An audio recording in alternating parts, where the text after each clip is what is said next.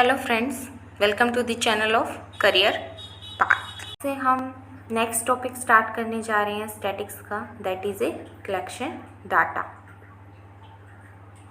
कि हम डाटा को किस किस मैनर में कलेक्ट करते हैं। इसमें हम ये पढ़ेंगे कि हम डाटा को कहाँ कहाँ से एंड वेयर, कहाँ से और किस मैनर में कलेक्ट करते हैं। हमें डाटा कलेक्ट करना है कि हम उसे कहाँ से कलेक्ट करेंगे और ये किस मैनर में कलेक्ट करते हैं। डाटा के क्या टाइप्स होते हैं कलेक्ट करने के, कौन कौन से मेथड से हम डाटा को कलेक्ट करते हैं, method of collection of data. तो ये सारी की सारी चीज़ें जो हैं हम इस चैप्टर में डिस्कस करेंगे। सो वन बाय वन करते हैं। Let's start. फर्स्टली हम देखते हैं डाटा कलेक्शन। डाटा कलेक्शन आखिर होता क्या है? तो स्टैटिक्स में अगर हम बात करें, डाटा कलेक्शन एक प्रोसेस है। किस चीज़ की प्रोसेस है? कि हमें इंफॉर्मेशन को इकट्ठा करना है फ्रॉम द रिलेवेंट सोर्सेज से, ताकि हम क्या फाइंड आउट कर सकें। कोई भी हमारे पास प्रॉब्लम है, उसका हम सॉल्यूशन को फाइंड आउट करने के लिए हम क्या करते हैं? इंफॉर्मेशन को इकट्ठा करते हैं उसके रिलेवेंट सोर्सेज से। ये हेल्प करती है आपको प्रॉब्लम्स के आउटकम को इवेल्यूट करने के लिए। डाटा कलेक्शन मेथड अलो करता है एक पर्सन को कंक्लूड करने के लिए आंसर रिलेवेंट क्वेश्चंस का। कई ऑर्गेनाइजेशन जो है वो यूज़ करती है डाटा कलेक्शन मेथड, क्योंकि उनके एजम्पशंस है about futures probability and trends, ताकि वे मतलब ये जान सकती हैं कि फ्यूचर में किस किस प्रोडक्ट की क्या क्या संभावना होने वाली है, क्या ट्रेंड चलने वाला है, हम डाटा कलेक्शन के थ्रू जान सकते हैं। इसलिए ऑर्गेनाइजेशन क्या करते हैं? डाटा को कलेक्ट करती है। एक बार आपके पास जब डाटा कलेक्ट हो जाता है तो ये नेसेसरी नहीं है कि आप उसे अंडरगो कर डाटा ऑर्गेनाइजेशन प्रोसेस में। ओके, तो सिंपल सी बात है, आपको डाटा को कलेक्ट करना है। डिफरेंट सोर्सेज हैं आपको डाटा को कलेक्ट करने के लिए। आप इसमें डाटा कलेक्ट कर रहे हो, आपको कोई इन्फॉर्मेशन चाहिए होती है, ठीक है। आपकी ये इन्फॉर्मेशन जो है वो फ्रूटफुल हो सकती है आपके फ्यूचर्स के अनसर्टेन इवेंट्स को जानने के लिए। आपको पहले पता चल सकता है हाँ भाई फ्यूचर में ये वाला ट्रेंड होने वाला है, तो इसी के हिसाब से कंपनी क्या कर सकती, ग्रोथ कर सकती। I hope that clear. Next, classification of data. हम डाटा को क्लासीफाई कर सकते हैं। There are two types of data. First is primary data, second secondary data. Primary data कौन से डाटा होते हैं? ये वे डाटा होते हैं जो कि, कौन से डाटा होते हैं प्राइमरी डाटा? ये वे डाटा होते हैं जो कि हम फर्स्टली कलेक्ट करते हैं।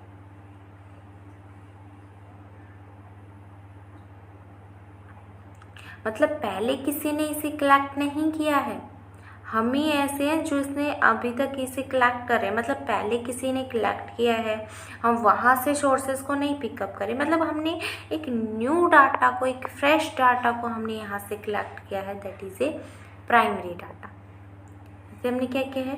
फ्रेश डाटा को हमने क्या किया है? कलेक्ट किया है, that is A primary data. Secondary data, जहाँ से हमने किसी सोर्सेज की हेल्प ली, हमने सोर्सेज की हेल्प ली, सोर्सेज की हेल्प से हमने क्या किया? डाटा को कलेक्ट किया। जैसे कि आपने मैगजीन, ठीक है, मैगजीन में आपके कोई आर्टिकल दिखा, that is relevant to the आपकी कोई भी इंफॉर्मेशन आपको रिलेवेंट लगती है, आपने वो इंफॉर्मेशन आपने मैगजीन से उठा ली, तो दैट इज़ क्या है? सेकेंडरी डाटा है। क्योंकि आपने क्या लिया है? जो ऑलरेडी पब्लिश्ड है या फिर नॉन पब्लिश्ड है या फिर जो ऑलरेडी एग्जिट में है, आपने उसे क्या कर लिया है? कैचअप कर लिया, that is a secondary data. So अभी हम देख लेते हैं आगे primary data collection. Primary data या फिर रो डाटा। रो डाटा क्यों? क्योंकि ये फ्रेश डाटा को हम इसमें कलेक्ट करते हैं, फ्रेश होता है डाटा, इसलिए रो डाटा। एक टाइप होती है इंफॉर्मेशन की that is obtain directly from the first hand sources. आप डायरेक्टली फर्स्ट हैंड सोर्सेज की तरह से कर सकते, जैसे कि आप एक्सपेरिमेंटल कर सकते हो, सर्वे कर सकते हो, ऑब्जर्वेशन कर सकते हो। तो primary data collection method is further classified 2 types में क्लासिफाई हो सकता है। मतलब क्या है कि जो प्राइमरी डाटा कलेक्शन है, ठीक है, ये फर्स्ट हैंडेड सोर्सेज है, मतलब कि आपके हाथ में वो सोर्स है, मतलब आपने जाके उस डाटा को पूरा एनालिसिस किया है, इंफॉर्मेशन कलेक्ट की है, एक्सपेरिमेंट के थ्रू किया हो, फिर चाहे वो आपने सर्वे किया हो, ऑब्जर्वेशन किया हो। तो ये मेथड्स हैं कि आपने इस तरीके से डाटा को कलेक्ट किया है। प्राइमरी डाटा कलेक्शन 2 टाइप्स के होते हैं, एक तो क्वांटिटेटिव डाटा कलेक्शन होते हैं, क्वालिटेटिव डाटा कलेक्शन होते हैं। मैंने प्रीवियस क्लास में जब आपको पढ़ाया था तब मैंने पढ़ाया था कि क्वांटिटेटिव डाटा कलेक्शन क्या होता है, क्वांटिटेटिव क्या होता है, क्वालिटेटिव क्या होता है। आई होप दैट रिमेंबर इट कि क्वांटिटेटिव डाटा वो डाटा होता है जिसे कि आप नंबर में मेज़र कर सकते हैं, और क्वालिटेटिव डाटा वो डाटा होता है जिसे आप नंबर में मेज़र नहीं कर सकते हैं। क्वांटिटेटिव डाटा क्या करें, आप एक एग्जांपल चाहिए तो वेट हो गया, आपके पास प्राइस हो गया, आप इसे क्वांट की फॉर्म में लेते हैं ना कि 10 रुपये की हमें 1 किलो चीज़ दीजिए, मतलब एक फिक्स्ड फॉर्म है। ओके, क्या आप कभी अपनी सेटिस्फैक्शन को माप सकते हैं? नॉट। क्या अपनी एफिशिएंसी चेक कर सकते हैं? नॉट। क्या आप अपने इमोशंस को मतलब स्केल्स में नंबर दे सकते हैं? नॉट। तो that is a qualitative data, not quantitative data, क्योंकि हम इसे नंबर में मेजर नहीं कर सकते।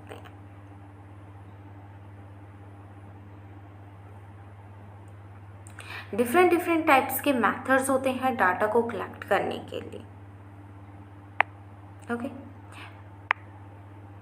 सो इसमें यही बता रखा है आगे। क्वांटिटेटिव डाटा कलेक्शन ये बेस्ड होता है मैथमेटिकल कैलकुलेशन पे। कैलकुलेशन जो है वो यूज़ की जाती है वेरियस फॉर्मेट में, लाइक क्लोज एंडेड क्वेश्चंस होते हैं, ओपन एंडेड क्वेश्चंस होते हैं, ठीक है। लेकिन क्वांटिटेटिव डाटा कलेक्शन में क्या होता है, क्लोज एंडेड क्वेश्चंस होते हैं। Close ended questions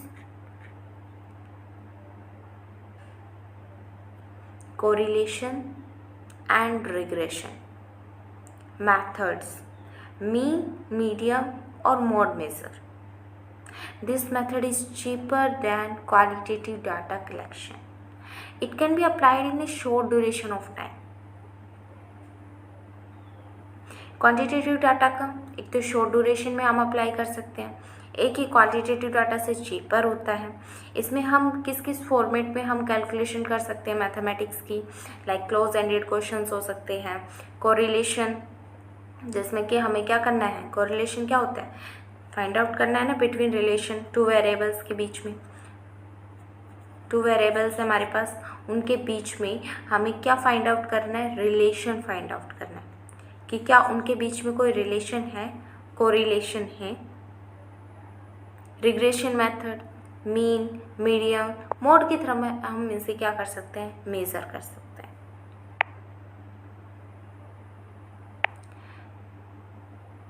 next is qualitative data collection.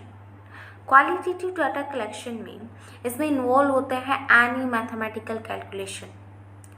ये क्लोजली एसोसिएटेड होता है उसके एलिमेंट्स के साथ, आर नॉट क्वान्टिफाइबल, मतलब जिसे हम मेज़र नहीं कर सकते।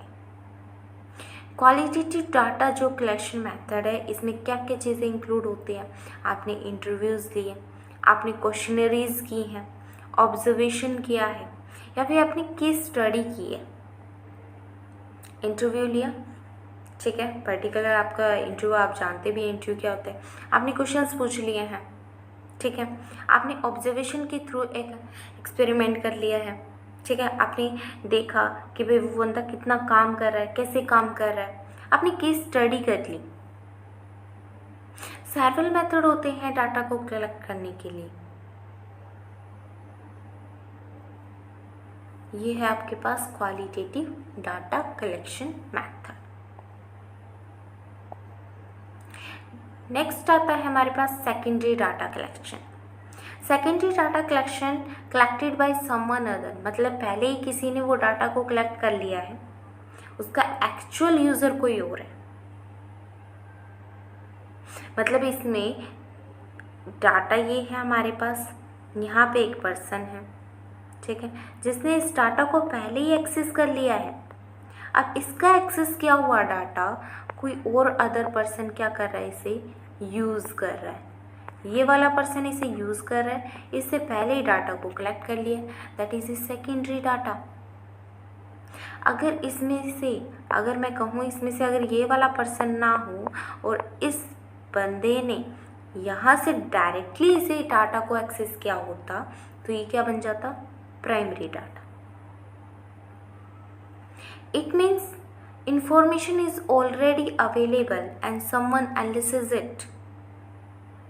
सेकेंडरी डाटा में कौन कौन से इंक्लूड्स होते हैं, जैसे आपने मैगजीन से डाटा उठाया है, न्यूज़पेपर से लिया है, बुक से लिया है, जर्नल से लिया है, तो ये जो डाटाज हैं वो पब्लिश्ड भी हो सकते हैं और अनपब्लिश्ड भी डाटा हो सकते हैं।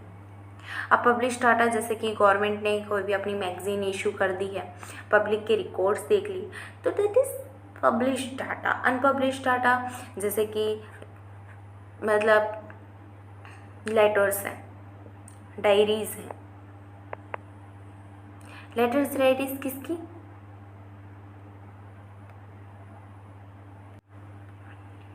लेटर्स एंड डायरीज की किसी पर्सन की लेटर्स डायरीज है। अगर हम किसी पर्सन के बारे में जानना चाहते हैं, ठीक है, तो हम उसकी लेटर्स पढ़ सकते हैं, उसकी डायरीज पढ़ सकते हैं, बट ये पब्लिश्ड नहीं हुई है। या फिर अनपब्लिश्ड डाटा में हम ये कह सकते हैं कि गवर्नमेंट कुछ ऐसे सीक्रेट्स होते हैं, मतलब जिन्हें इशू नहीं किया जाता है, जिन्हें पब्लिश नहीं किया जाता है, ठीक है। गवर्नमेंट के कुछ ऐसे सीक्रेट्स होते हैं जिन्हें हम पब्लिश नहीं कर सकते। क्यों?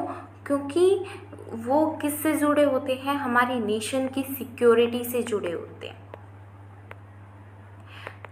तो जो चीज़ हमारी नेशन की सिक्योरिटी से जुड़ी है, गवर्नमेंट उस इंफॉर्मेशन को पब्लिश नहीं करेगी, that is A unpublished data. Okay,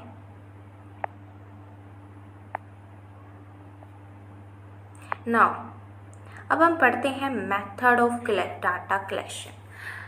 अब तक हमने इसके टाइप्स देखे, अब देखेंगे मेथड। डाटा कलेक्टेड करने के कौन कौन से मेथड्स हैं। प्राइमरी सोर्सेज होगा और सेकेंडरी सोर्सेज है, ठीक है। प्राइमरी सोर्सेज देखते हैं पहले। प्राइमरी सोर्सेज में अगर हम देखें तो प्राइमरी सोर्सेज क्या हो गए, जहाँ से हमने फर्स्ट इन हैंड में डाटा कलेक्ट कर लिया, ठीक है, हमने डायरेक्टली डाटा को एक्सेस कर लिया यहाँ पे। जैसे हम ऑब्जर्वेशन के थ्रू देख सकते हैं, इंटरव्यू के थ्रू कर सकते हैं और क्वेश्चनरीज के थ्रू कर सकते हैं। सो 1 बाय 1 है ना, पहले हम इसके बारे में डिस्कस करते हैं। ओके, तो ऑब्जर्वेशन के थ्रू,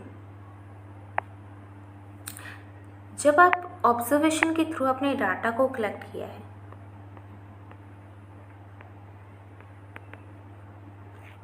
आपने क्या किया है, डाटा को कलेक्ट किया है। इट मीन्स आपने पहले एक ऑर्गेनाइजेशन है, उसमें ये आपका वर्कर है, ठीक है, और ये है मैनेजर, ठीक है। तो क्या है, ये वर्कर काम कर रहा है, ठीक है, और ये मैनेजर इसको क्या कर रहा है, चेकआउट कर रहा है, ऑब्जर्वर कर रहा है कि कैसा काम कर रहा है। उसी के हिसाब से इसको क्या मिलेगी, रेटिंग्स मिलेगी। मतलब ऑब्जर्व करना,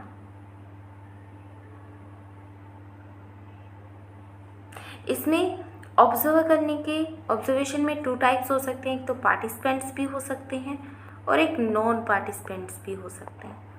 मतलब हो सकता है कि आपने इसको ऑब्जर्व किसी, इट मीन्स किसी कॉन्टेस्ट में किया हो, किसी आपके ऑर्गेनाइजेशन में कुछ अलग से आपने इवेंट रखवाया हो, ठीक है, वहाँ पे पार्टिसिपेंट के रूप में हो, ठीक है, तो आप उसे पार्टिसिपेंट के रूप में भी कर सकते हो।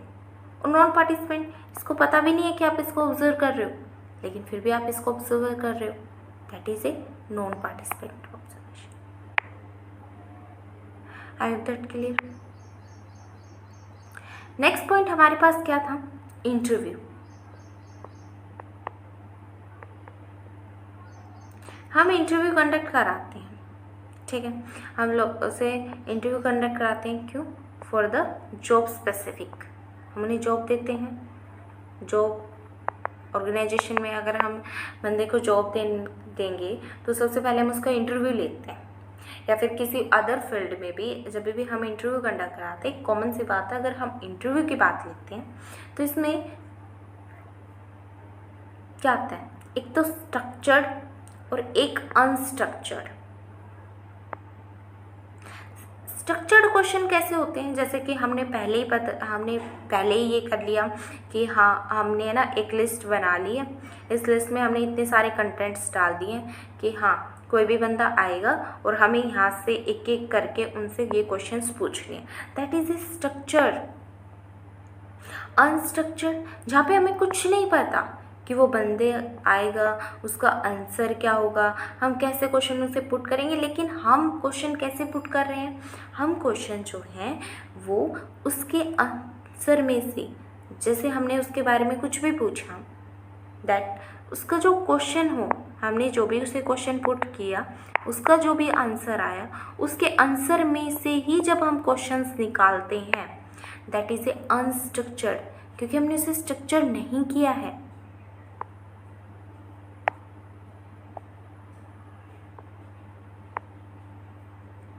Okay, next point is questionnaire.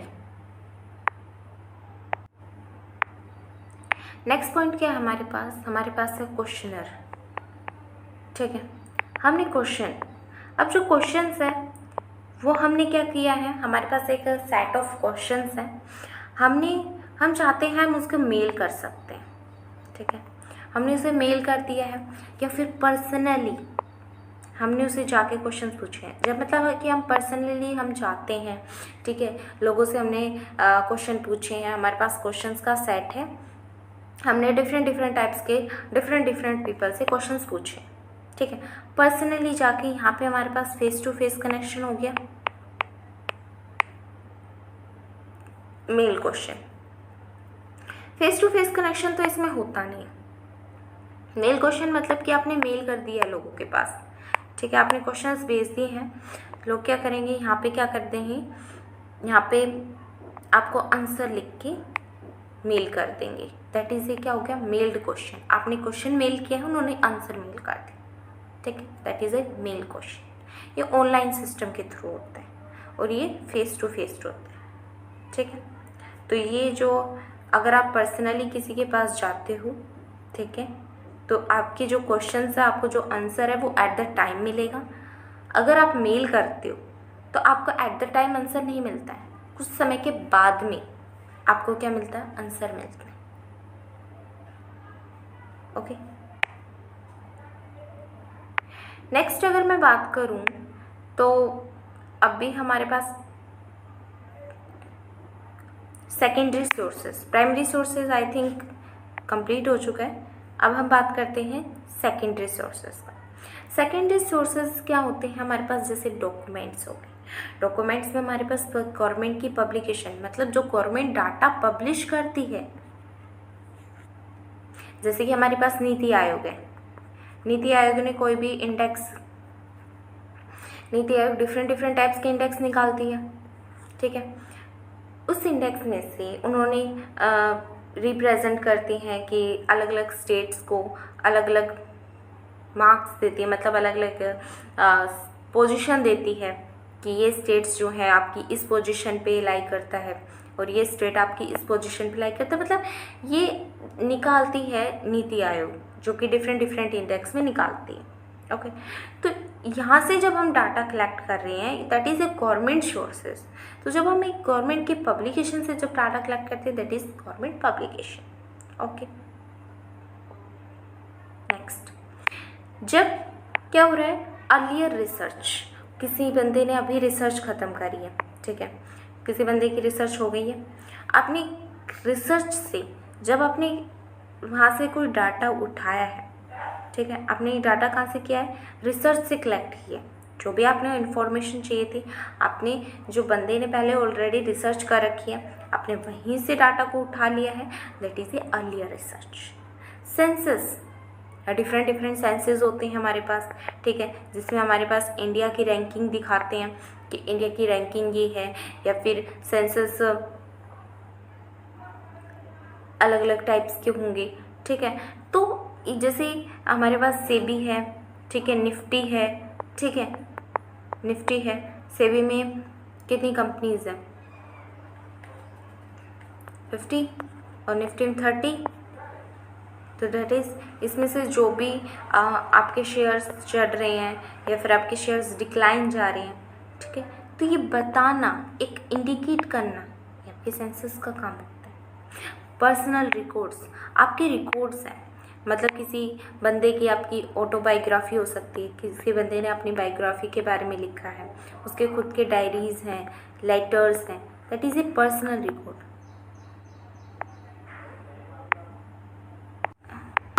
तो हम उनकी हिस्ट्री से पता कर सकते हैं, ठीक है। जैसे कि अगर हमें किसी क्लाइंट को लोन देना, ओके, तो हमें बैंक में अगर किसी क्लाइंट को लोन चाहिए, ठीक है, तो हम क्या कर सकते हैं, उस पहले क्लाइंट की पूरी हिस्ट्री निकालेंगे कि क्या पिछली बार अगर इस क्लाइंट ने लोन लिया था, टाइम पे रीपे किया था, फुल इंटरेस्ट दिया था, या फिर लोन की प्रिंसिपल अमाउंट ही रिकवर नहीं हो पाई थी। तो मतलब ये सारे डाटाज हमें कहाँ से पता चलेंगे, हिस्ट्री से। तो क्लाइंट हिस्ट्री भी क्या होगी हमारे पास, सेकेंडरी सोर्सेस होंगे, ठीक है। सर्विस रिकॉर्ड्स, ठीक है, आपने कोई भी सर्विस ली है, ठीक है, उसके भी रिकॉर्ड्स आपके मेंटेन होते हैं, ठीक है, आप वहाँ से भी अपना क्या कर सकते हो, डाटा को कलेक्ट कर सकते हो। तो ये डिफरेंट डिफरेंट टाइप्स के इंफॉर्मेशन थी डाटा को कलेक्ट करने की। जैसे आपको डाटा का कलेक्शन क्या हो गया था, सेकेंडरी, ठीक है, सेकेंडरी सोर्सेज से हो गया था और प्राइमरी सोर्सेज से हो गया था, ठीक है।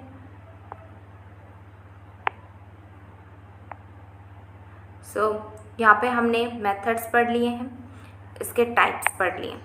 सो आज हमारा ये वाला चैप्टर जो है ये कंप्लीट होता है, ठीक है। तो जिसमें हमने डाटा कलेक्शन में इसके टाइप्स पढ़े हैं, ठीक है, टाइप्स क्या क्या होते हैं डाटा कलेक्शन के, ओके, प्राइमरी एंड सेकेंडरी, ठीक है।